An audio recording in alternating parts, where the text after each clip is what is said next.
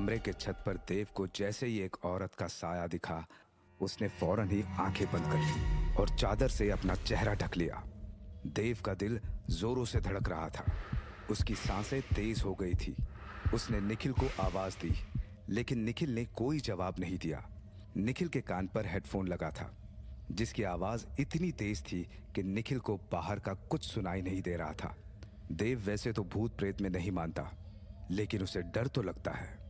डर किसी के लौट आने का, डर बचपन की एक याद का, डर उस चुड़ैल का, उसी बुरी आत्मा का जिसने पूरे यकीन के साथ देव की मां कल्याणी से कहा था, कल्याणी, मैं आऊंगी, वापस आऊंगी, मैं ले जाऊंगी तेरे देव को अपने साथ, अपनी दुनिया में, हमेशा हमेशा के लिए। और जब ऐसा होगा तब ना तो तू कुछ कर पाएगी और ना तेरा ये पुजारी बाबा कुछ कर पाएगा। उस चुड़ैल के ऐसा कहते ही कल्याणी ने 10 बरस के देव को अपने पीछे छुपा लिया। तभी पुजारी बाबा ने अपने हथेली में गंगा जल लिया और हवा में लटकती हुई उस बुरी आत्मा से बोले, तू आएगी वापस, मैं भी देखता हूं मेरे मंत्रों के पाश में सदा के लिए कैद होने के बाद कैसे आएगी तू। ये सुनकर वो चुड़ैल हंसने लगी। उसकी हंसी पुजारी बाबा के सीने में एक तीर के जैसे लगी। उन्होंने फौरन ही एक मंत्र पढ़ा और उस चुड़ैल के ऊपर गंगा जल छिड़क दिया, लेकिन इसका उस चुड़ैल पर कोई असर नहीं पड़ा। वो तो और जोर जोर से हंसने लगी।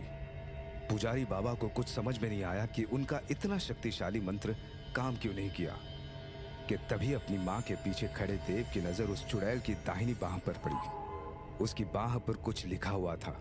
क्या लिखा था देव ये पढ़ पाता उससे पहले ही पुजारी बाबा ने अपने पोटली से भस्म निकाली और एक मंत्र पढ़कर उस भस्म को उस चुड़ैल के ऊपर डाल दिया। और इस बार उस चुड़ैल पर असर हुआ। वो एकदम से चीखने लगी और अगले ही पल वो गायब हो गई। वो कौन थी, कहां से आई थी और अचानक से गायब कैसे हो गई? इन सवालों के जवाब किसी के पास नहीं थे। 10 बरस का देव जो मां के पीछे छिपा हुआ था, चुड़ैल के गायब होते ही उसने मां से पूछा, माँ, वो अब वापस तो नहीं आएगी ना? मुझे उससे डर लगता है।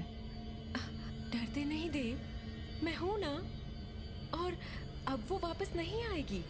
कल्याणी ने पूरे यकीन से कहा। तभी पुजारी बाबा ने बिना देर किए मंत्रों की शक्ति से एक रक्षा कवच सिद्ध किया और देव के गले में पहना दिया। लाल धागे से बने उस रक्षा कवच में एक रुद्राक्ष भी था। रुद्राक्ष देखकर देव खुश हो गया और दौड़ते हुए अपने कमरे में चला गया। देव के जाते ही पुजारी बाबा कल्याणी से बोले, बड़ी बहू, वो कोई साधारण आत्मा नहीं थी, बहुत शक्तिशाली थी। वो मेरे मंत्रों से कैद नहीं हुई, बल्कि अपनी मर्जी से गई है और मुझे डर है कि वो लौट कर जरूर आएगी। लौट कर आएगी? मतलब मेरे देव को अभी भी खतरा है बाबा? कल्याणी ने घबराते हुए बाबा से कहा, नहीं बड़ी बहू, जब तक देव के गले में वो रक्षा कवच है तब तक उसे कोई खतरा नहीं है। वो चुड़ैल अब देव का कुछ नहीं बिगाड़ पाएगी। बस एक बात का ध्यान रखना, देव के गले से वो रक्षा कवच कभी नहीं उतरना चाहिए। अतीत की वो याद जिस पर देव ने इतने सालों से पर्दा डाला हुआ था, वो याद फिर से उसकी आंखों में उतर आई। कमरे की छत पर एक औरत का साया देखते ही उसे वो चुड़ैल फिर से याद आ गई थी, जो 10 बरस के उस देव को ले जाने आई थी। अचानक ही देव का हाथ अपने गले पर गया। मर गए, मर गए। देव के मुंह से यही शब्द निकले, क्योंकि पुजारी बाबा का दिया रक्षा कवच देव के गले में नहीं था। कुछ देर बाद बड़ी हिम्मत करके देव अपने चेहरे से चादर हटाता है और उसके कमरे के छत को देखता है। इस बार उसे वहां कोई साया नहीं दिखा। देव ने राहत की सांस ली। उसे यकीन हो गया था कि यह सब उसके मन का वहम था, लेकिन उसका यह यकीन अगले ही पल टूट भी गया। देव को लगा कि उसके पलंग के सिरहाने पर कोई बैठा है। उसने फौरन ही निखिल की तरफ देखा। वो अभी भी गेम खेल रहा था। देव ने फिर निखिल को आवाज दी, लेकिन उसने नहीं सुना।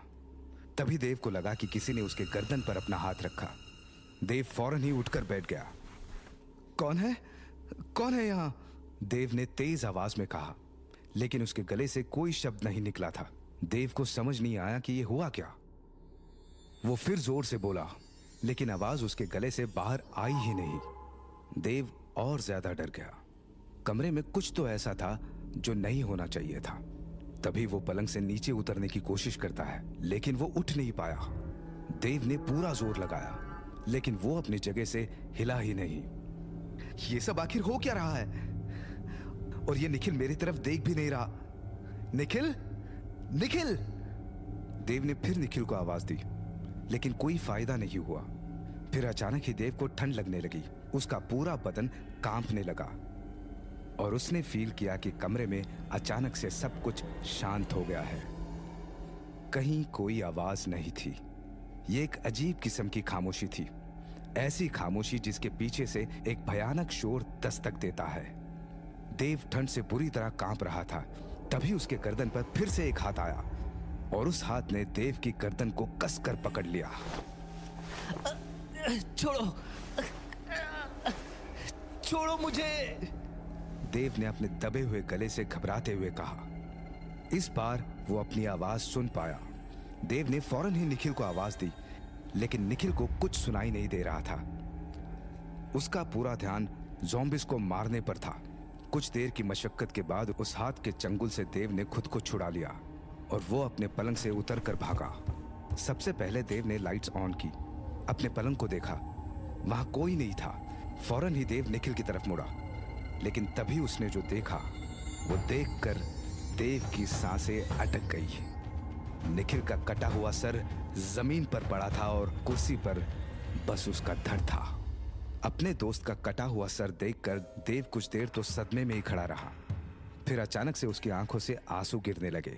वो चीखते हुए बोला, क्यों मारा? निखिल को क्यों मारा? निखिल ने तुम्हारा क्या बिगाड़ा था? आखिर कौन हो तुम? सामने आओ, सामने आओ, सामने आओ और मार दो मुझे भी। कोई सामने नहीं आया। देव ने निखिल का कटा हुआ सर उठाया और वापस उसके धड़ पर रख दिया। फिर वह निखिल के पलंग पर बैठ गया। देव की आंखें जमीन पर पड़े खून को देख रही थी। तभी देव को लगा कि कोई उसे देख रहा है। देव ने जैसे ही सामने देखा तो उसके होश ही उड़ गए। काला लिबास पहने हुए एक औरत उसके ठीक सामने खड़ी थी। उसका पूरा चेहरा जला हुआ था। देव ने उसके चेहरे से नजर हटा ली और घबराते हुए बोला, कौन हो तुम? वो औरत कुछ नहीं बोली, बस मुस्कुरा दी। अगले ही पल वो गायब हो गई और देव के ठीक पीछे आकर बैठ गई। देव कुछ समझ पाता उससे पहले उस औरत ने देव की गर्दन पकड़ ली और उसे हवा में उछाल दिया और देव वापस पलंग पर ही आकर गिरा। वो औरत अब वहां नहीं थी। देव ने यहां वहां देखा, लेकिन वो कहीं नहीं दिखी। उसकी आवाज कमरे की छत से आई थी। देव ने फौरन ही ऊपर देखा। वो औरत कमरे की छत पर उल्टी लटकी हुई थी। उसने देव की आंखों में देखा और उसे डर दिखाई दिया। देव की आंखों में देखकर वो औरत फिर से मुस्कुराने लगी। कौन हो तुम? और मुझसे क्या चाहती हो? और निखिल को क्यों मारा? क्यों मारा निखिल को? देव इस बार गुस्से में बोला। देव का तल्ख लहजा सुनते ही वो औरत देव के ठीक सामने आकर खड़ी हो गई और तेज आवाज में बोली, मरेंगे, सब मरेंगे और तू कुछ नहीं कर पाएगा। तड़पेगा, बस तड़पेगा तू, अपने लोगों के लिए, अपनी खुशी के लिए और अपने प्यार के लिए। सुना तूने? प्यार के लिए। उस औरत ने जो कहा वो सुनकर देव ने फौरन उसकी दाहिनी बाह को देखा, लेकिन अचानक ही वो गायब हो गई और फिर से देव के पीछे आ गई और कान में धीरे से बोली, हैप्पी बर्थडे देवराज।